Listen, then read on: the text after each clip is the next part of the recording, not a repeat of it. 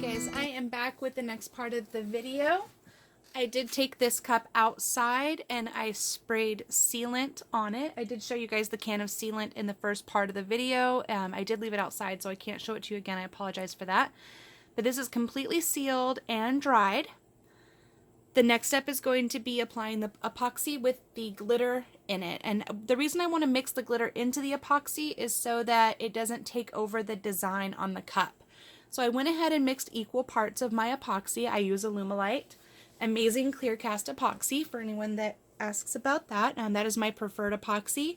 I do recommend that you try different epoxies and see what works for you.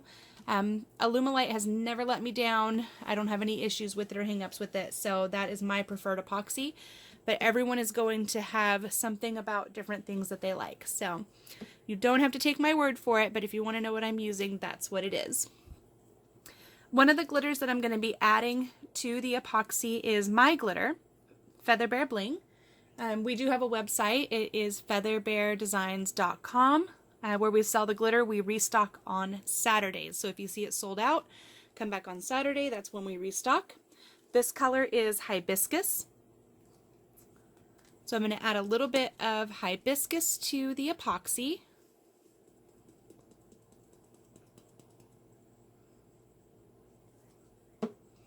And gently mix that in.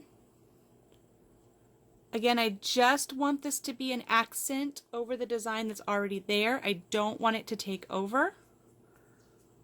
You guys can see when hibiscus hits the epoxy, it really shows its color shift. You get to see all of the indigo and the blue that it shifts to when it's mixed in with epoxy. It's so pretty. And then the other color is Harlequin Opal. It doesn't say opal on here because I write big. So this is Harlequin Opal.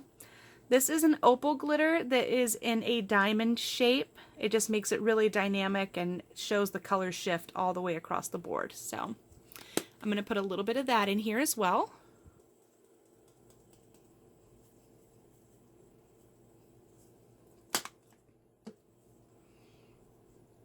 Just a little sprinkle in there. Gently mix that around. Get that all incorporated. And then I'm also going to be adding a new color.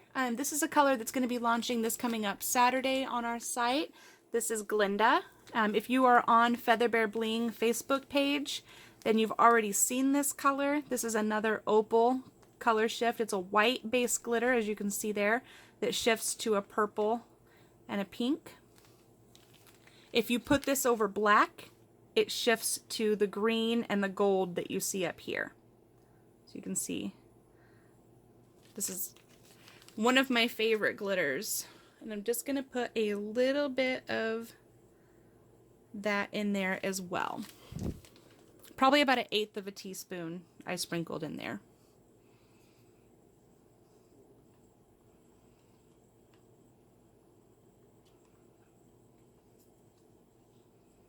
Okay, now that I have my glittery epoxy, you can see that you can still see the base through the glitter when you hold it up on the stick, but that it's just going to give it a little bit of extra something.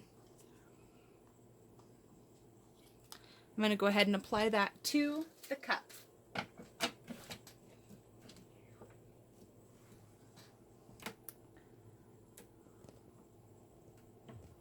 going to pause this for a second so I can put you guys where you can see.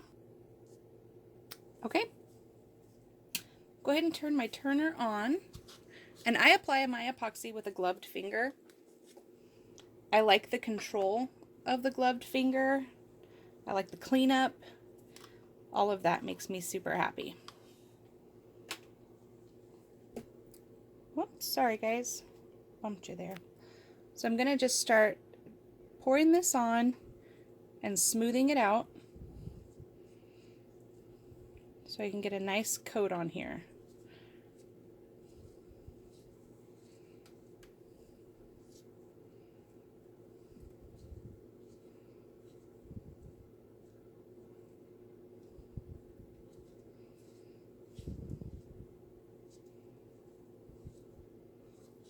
It's not glitter underneath, so it's not going to take very much epoxy. in order to make it smooth, don't forget to do the bottom. And you're just going to want to take your fingers and smooth this epoxy anywhere it needs to be in these little crevices. Make sure you get it good over the lettering.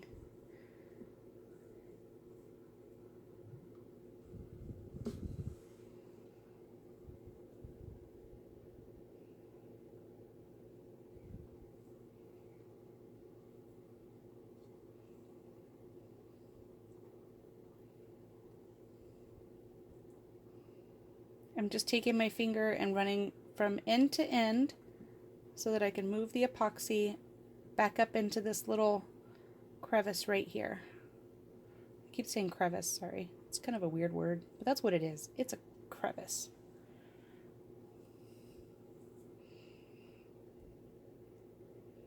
So you guys can see the glitter is sparkling when the light hits it. There's also in the background on the inks themselves, that pearlescent that we added is shining through. It's making this cup really dynamic.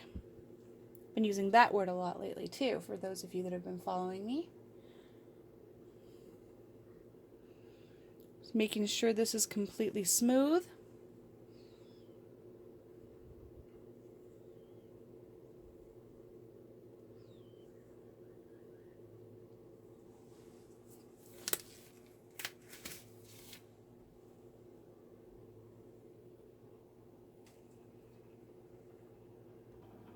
And I brought you up a little closer so you can see the pearlescent sparkling in there behind the glitter. And you can see when the glitter catches my flash, how it's blinging off of there.